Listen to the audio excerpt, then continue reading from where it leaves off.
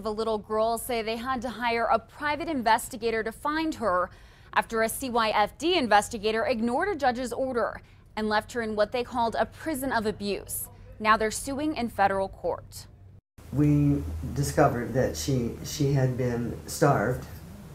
She had been physically abused, beaten by her uncle and her mother, and sent out into the streets to buy them drugs, cigarettes, alcohol, whatever. The grandparents of a then 8-year-old girl say she ended up there because of CYFD.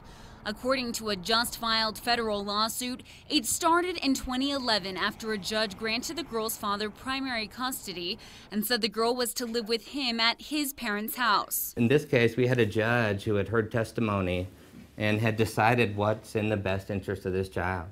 And it was a very thorough analysis. That's when they say the case took a devastating turn, and a CYFD investigator knowingly ignored the court's order and told Belen police to take the girl away from the father. They allegedly took her out of his car during a traffic stop. Not only did they not intervene to save the kid, they put the kid, and who is a wonderful child, in a horrendous position, and then just said, you know, we're done. And so it left it up to these two grandparents. They say CYFD washed their hands of the case, and for months the family didn't know where the girl or the mother was. They dipped into their IRAs to hire a private investigator.